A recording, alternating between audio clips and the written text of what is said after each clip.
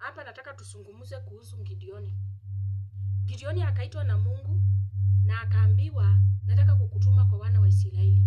Wakati huo wana wa Israeli walikuwa wameasi Mungu, naye Mungu akawa amewanyamazia. Kukawa na njaa, kukawa na njangwa. Wale watu wakalilia Mungu mpaka Mungu akasikia. Mpaka Mungu akalia, akasikia kilio chao. Maandiko inasema na wakalia wakiambia Mungu, tunatamani kula nyama, maana tujawahi kula, na akawaambia atakula. Na hapo ndipo aliambia Gideoni, nataka kukutuma uokoe wana wa Israeli, upigane na ndui zao.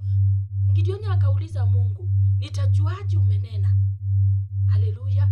Kuna watu wanaishi maisha ya kutaka kufurahisha watu. Kuna watu wataki kutii sauti ya Mungu, wanataka kutii sauti zao. Nataka nikuambie mpendwa, tii sauti ya Mungu, maana Mungu ndiye asahau wema wako. Utatii sauti ya mwanadamu, umtumikie, ukae chini yake, lakini ile siku unaomkosea, hakuna siku atakumbuka kuna mahali alikutumia. Hakuna siku atakumbuka kuna mahali ulikuwa mzuri kwake. Anakumbukanga makosa ndatika hiyo ndatika tu umemkosea. Atasahau yote ya miaka mingi. Na huyo mtu kwanza ainua adhabu kali juu yako. Aanze kuomba akiambia Mungu mtu hafai kuishi. Aanze kuomba akiambia Mungu nitetee. Aanze kuomba, yani hata ana kauzuri, anaweza sema huyu mtu alinisaidia, wacha nimsamehe. Kwa hivyo wacha nikwambie, mwenye anaweza samea na mtu ambao tuwezi mfananisha ni Mungu Yesu Kristo. Na ndio maana nasema tutumikie Yesu. Tuache kutumikia miungu ya ulimwengu, maana ukitumikia mwanadamu umwabudu pia ni miungu. Abudu Yesu. Mungu ndiye hesahau, na maandiko inasema yeye asahau na yeye uteta kwa haki.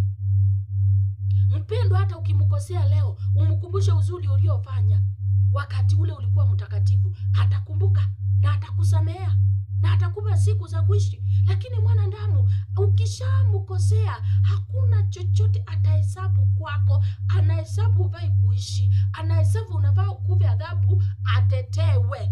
Maana hilo ndio liko siku ya leo. Lakini shida ile iko, amtegemeaye mwanadamu atalaaniwa, lakini amtegemeaye Mungu ataishi. Sasa wewe unayemtegemea Mungu, hakuna adhabu ya mwanadamu anaweza inua Mungu akakubali ifaulu. Maana tunaishi kwa neema ya Mungu, tunatembezwa na Mungu. Umbali tumetoka ni kwa ajili ya Mungu, mahali tumefika ni kwa ajili ya Mungu, mapito tumepita ni kwa ajili ya Mungu, misukosuko tumepatana nayo ni kwa ajili ya Mungu, si kwa ajili ya mwanadamu. Haleluya. Nataka ujue hivyo leo. Kama wewe uko kitengo cha kuabudu watu, toka, maana mwisho wa siku utalia. Kwa maana mwanadamu hakumbuki uzuri, anakumbuka ubaya. Na juu sisi ni wanadamu,